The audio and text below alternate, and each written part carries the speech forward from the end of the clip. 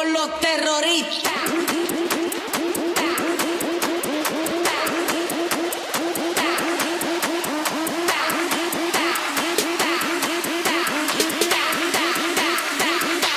And do the Harlem Shake.